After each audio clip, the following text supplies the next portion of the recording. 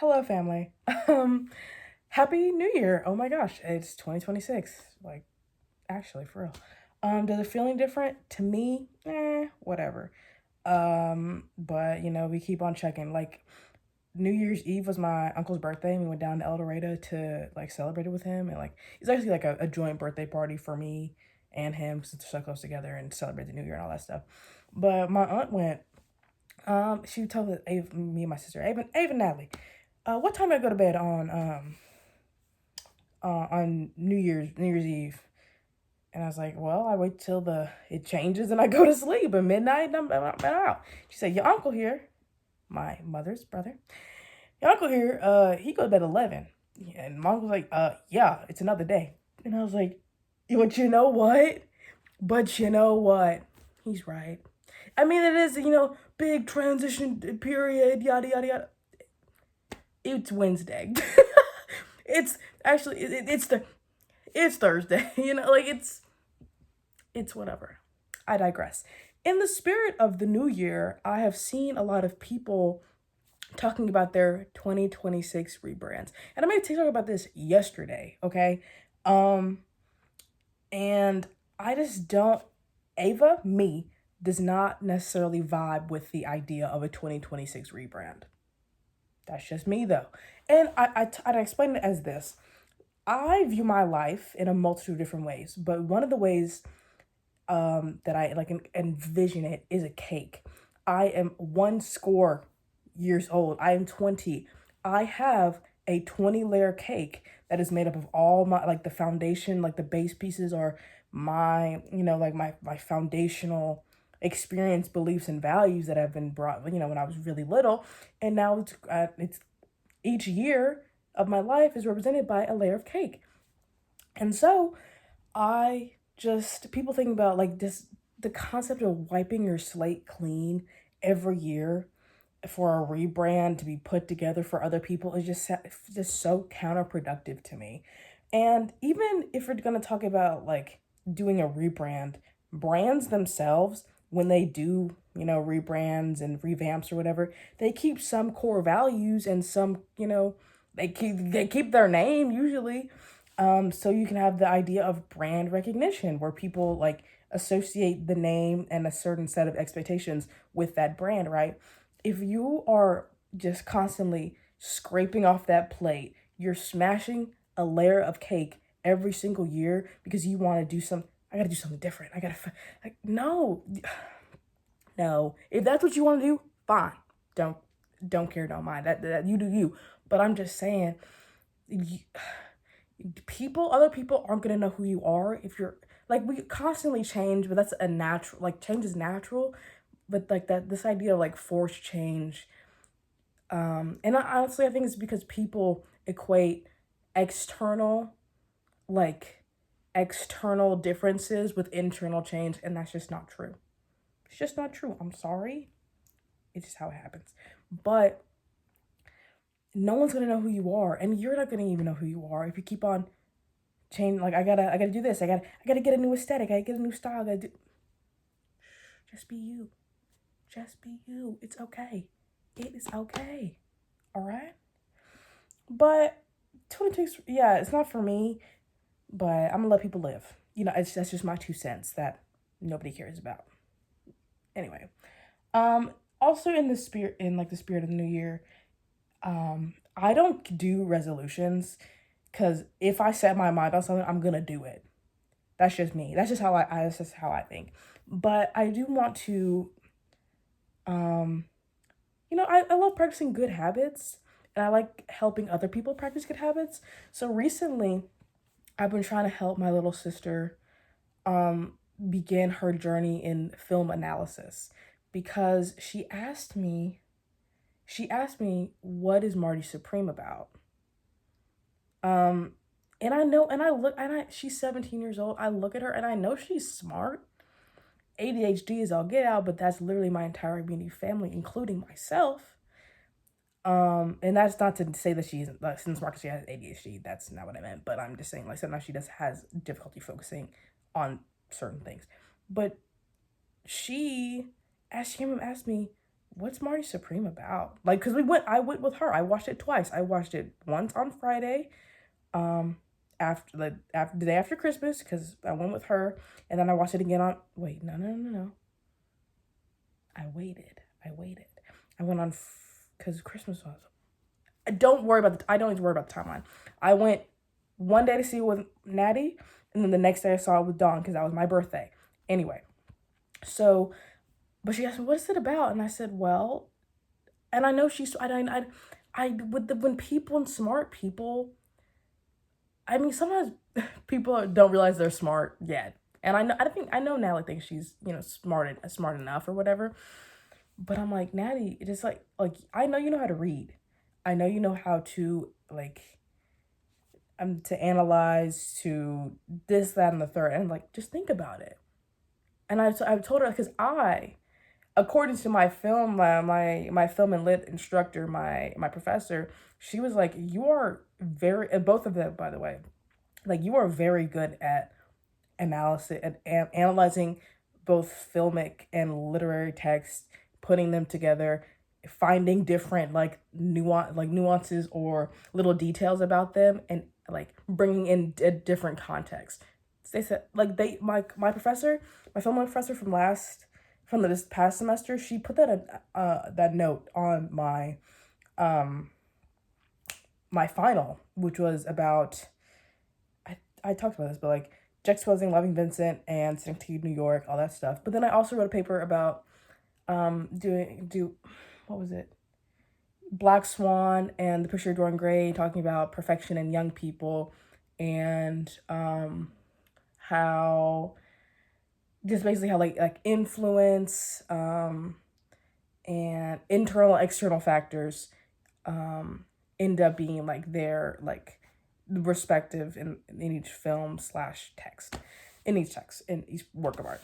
I also did Alison Bechdel's Fun Home, and comparing and contrasting, or like the inversion of sexuality with Allison and Bruce, and how like Bruce has this internal feminine, Allison has like an external masculine, and they both see in each other what they don't see in themselves, or like they both desire what, okay, so basically they both desire for each other what they have. So Allison wants her dad to be masculine, and Bruce wants his daughter to be feminine. That's basically what I said, and with a bunch of other stuff. And like I quoted the panels and it's a graphic memoir. Quoted the panels, did the analysis of the like actual drawings themselves. All that to say, I know what I'm talking about when I talk about movies. I love movies. Before I actually started studying film because I'm not a film major. People always ask me that. It's like my professors or other individuals like, are you a film major? I'm like, no, actually, I'm a nursing major. I just have a very, very, very, very, very deep connection with film, and that is thanks to my parents. I digress. I know what I'm talking about, and I'm trying to get other people to know what they're talking about too. Like I don't need everyone to be as passionate about film as me, because then what am I gonna do? That's a joke. But I want that, like, everyone, we're in a epidemic of it's not that deep. It is that deep. They put it in the movie for a reason. They put it in the book for a reason. Pay attention. Lock in. It makes me upset. But I want her to know that and understand that movies are not only for entertainment, they tell a story, and stories are very, very, very important to humans. And so she asked me, what's Marty Supreme about? And I said, well, you watch the movie. And she's like, I can only think about Avatar right now. Because she and I watched Avatar for the very first time together a week and a half ago. And we have the DVD. I've seen parts of Avatar. I remember like walking into my parents watching Avatar when I was younger, but it just hasn't like captured my interest. But she wanted to watch it. She wanted me to watch it with her, and so I did, and I liked it. It's pretty, like, oh my gosh. And then we watched Way of Water a few days later, because like that's a natural question. She's like, Natalie, when I tell you, she is Avatar pilled. She's Avatar pilled. Like if she could meet James Cameron, she would flip out. She would wig out right now. She loves it. She loves it so much, and I'm happy that she's passionate about it. I think they're solid movies. There's some choices I don't understand. And I think I'm gonna come back because I moved back in to school tomorrow, and I'm gonna tomorrow and then have 2 days class, and I'm come back on Saturday to go watch the third movie with her because she's begging me, bro. She's begging me. But she's like, oh, you don't think about Avatar. I'm like, well, analyze Avatar. There's so much there. And like she's like, huh, you're right. And so I'm like, she's like, is it about imperialism? And I said, Natty, you got this, dog. You step by step. And I said, well, you have like, and I told her like, films have so much in them that you can analyze them on many different levels. So you can take like the imperialism colonialism aspect. You can take the family dynamics and interpersonal relationships from Avatar. You can do like environmental and in a way environmental racism, environmental damage, harm on both Earth and Pandora. Like you have all of this in one single story in one 3-hour movie. And so she's always been my pet project. Like I want my sister to be smart and kind. We're working on the kindness. My mom calls us teen wolves. I mean, I'm not a teen anymore, but she calls us teen wolves. And she's definitely teen wolf. I was not as bad as her. Like my attitude, I mean, I'm highly sarcastic, and I can be a little snarky. Like don't ask me to do something when I already said I was gonna do it. That kind of stuff. But I don't want to shut up. I don't want to like. I figured out that if I don't respond, they don't respond because that's how conversations work. And me, I can stand being talked at. I could not talked at, talked to, talked with, but talked at by my parents. I just like I've learned so much. Tune them out. And a lot of but she tune them out on occasion. Because I know my parents just want the best for me and they're trying to instill in me like things to help me succeed. And so Natalie, love her to death. I truly love that little girl. 2.5 years younger than me. We like this. We like this. But she got a mouth on her. And I do too, but I know I don't want to not use it. I don't want to not use it. And like even her teachers, her teachers were my teachers, and I was not. I was very much their golden child as a high schooler. I'm in a group chat with like 2 of my very close friends and 4 of my teachers from high school because we like this. But I was very much.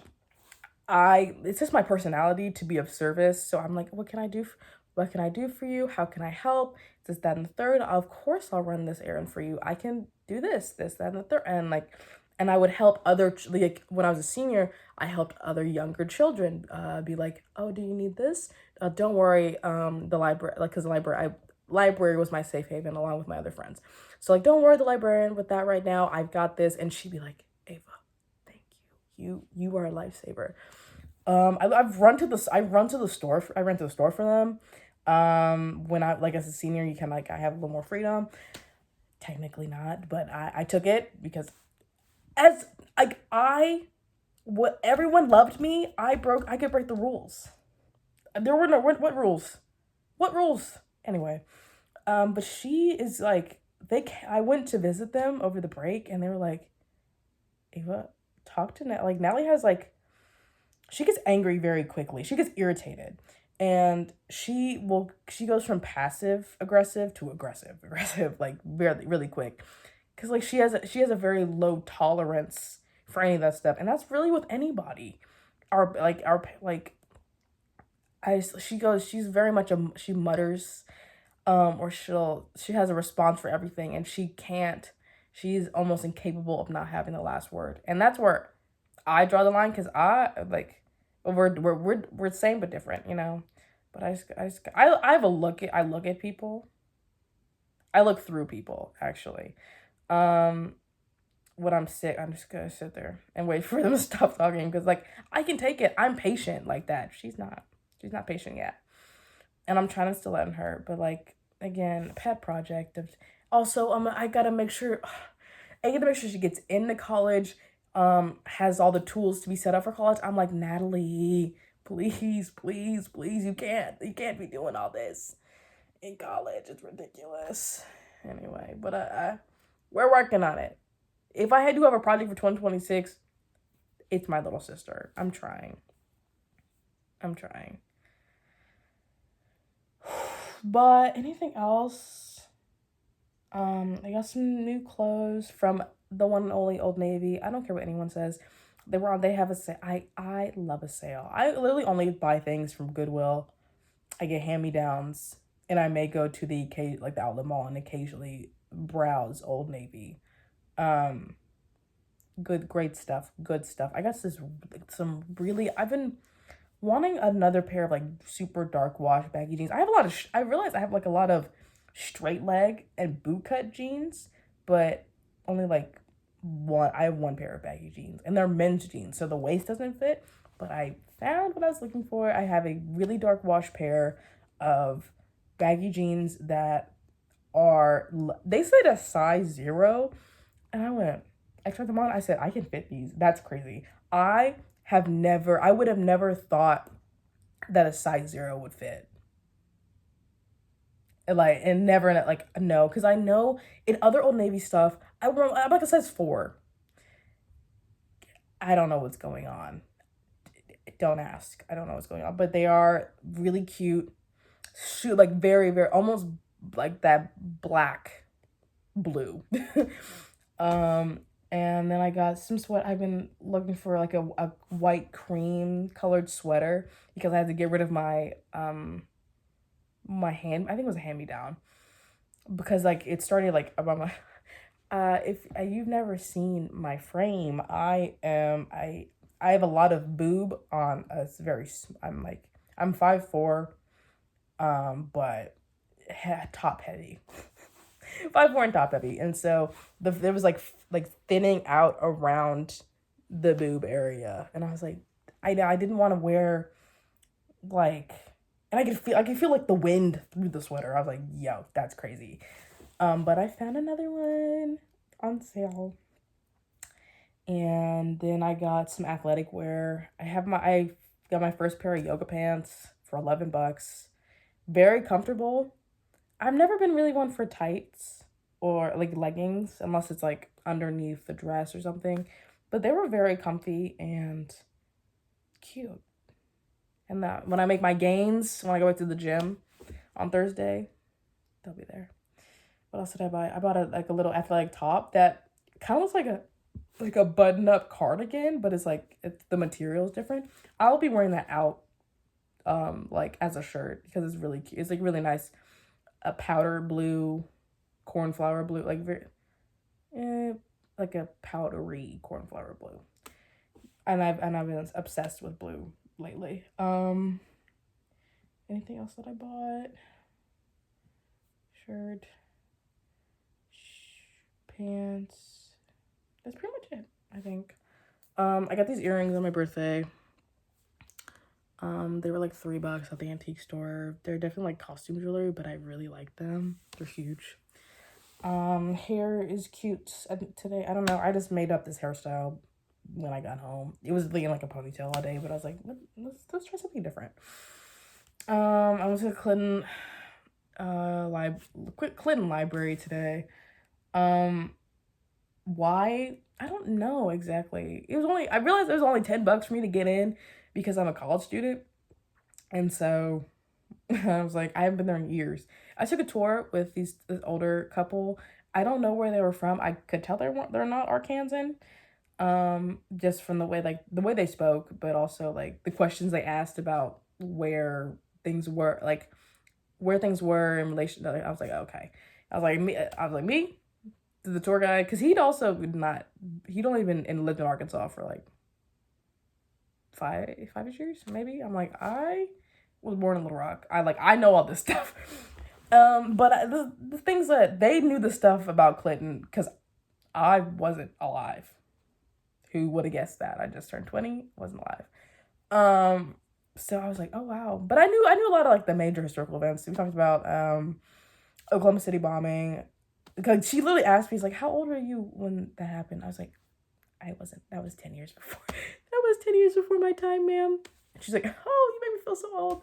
Well, they're really sweet. We talked, what else we talked about? All the gifts that people give presidents, and like at the Clinton Library, they have but not all the gifts, but a bunch of gifts that they've been given on state visits, pictures. Like, it's very like exceedingly comprehensive look into this man's presidency and his life. Actually, I didn't know that he was he technically wasn't adopted by a stepdad, but I didn't know that his name was Bill Blythe until he was like 16 years old.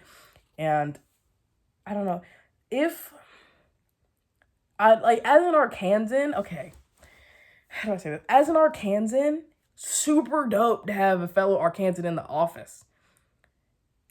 All that other stuff though, it's very Arkansan.